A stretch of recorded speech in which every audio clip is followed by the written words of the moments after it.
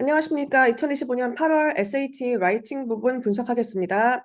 일단 모듈 1과 모듈 2를 나눠서 보면 모듈 1에서는 원래 우리가 알고 있던 자주 나오는 문제들, 물론 subject verb agreement 문제, punctuation 문제, 뭐 특히나 세미콜론이 super comma로 쓰이는 그런 유형, 그리고 transition 3개, 4개 나왔고 note taking 문제가 나왔고요.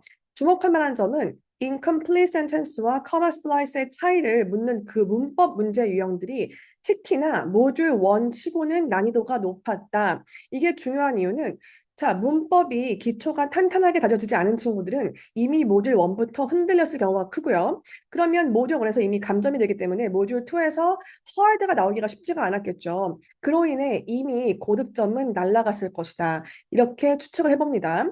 모듈 2에 들어갔을 때에는 특이점이 무엇이냐면 parallel structure가 재등장을 합니다. 한동안 나오지 않았거든요. 그래서 학생들이 간과했을 수 있는 문제 유형인데 제가 누누이 얘기했죠. 컬리지 보드는 한 번 만들어 놓은 문제 유형은 무조건 다시 쓰게 되어 있다. 그래서 저희 학생들은 꼼꼼하게 준비를 해왔고 역시나 이번 시험에 parallel structure가 재등장을 했습니다. 자, 그리고 tense, 뭐 incomplete sentence, comma splice 이런 거는 늘상 나오는 문제들이고 또 하나의 주목할 만한 부분은 transition 문제가 4개가 나왔는데 이 중에서 제가 수업 내내 강조했던 저희 학생들은 귀에 못이 박힐 만큼 지겨울 만큼 들었던 컬리지 보드가 좋아하는 함정 문제가 나옵니다.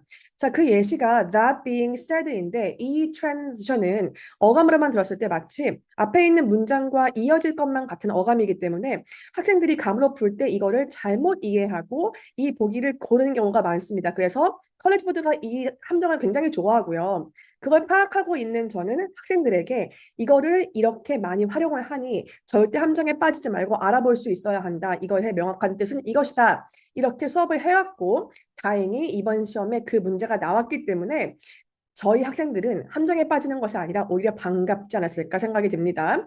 자, 모듈 1과 모듈 2를 토대로 가장 크게 봤을 때 공통적으로 주목할 만한 부분은 무엇이었냐면은 노트 테이킹 문제가 좀 특이했어요. 최근에 갑자기 노트 테이킹 문제들이 기존과는 다르게 보기만을 분석해서는 답이 나오지 않고 지문까지 크로스 체크를 해서 분석을 해야만이 답을 고를 수 있게 난이도가 높아지는 트렌드였는데 이번 시험에는 오히려 기존 문제 유형과 비슷하게 난이도가 좀 낮게 단순하게 보기만 분석해도 답을 고를 수가 있는 문제들로만 나왔어요. 그렇기 때문에 어떻게 보면 학생들한테는 어려운 문제를 풀다가 조금 쉬어가는 공간이 되지 않았을까 싶은 생각을 합니다. 자, 그래서 결론이 무엇이냐? 더 이상 2025년 8월 SAT 라이팅에는 유형별로 꼼꼼하게 제대로 준비를 한 학생들에게는 기회가 되었을 것이고 그렇지 못한 친구들에게는 아마 난관이었을 것입니다. 우리에게 필요한 것은 앞으로는 단순 문제풀이와 시험 대비가 아니라 SAT 전체 문제 유형, 즉 지난 20년간 끝없이 변화해온 SAT의 문제 유형을 데이터 분석한 그걸 토대로 완벽한 훈련이 되어 있는 것이 가장 중요한 시기입니다. 이렇게 해야만이 저희가 고득점을 안전하게 노릴 수가 있고 함정에 빠지지 않고 실수가 없이 고득점을 받을 수 있을 거라 생각합니다. 감사합니다.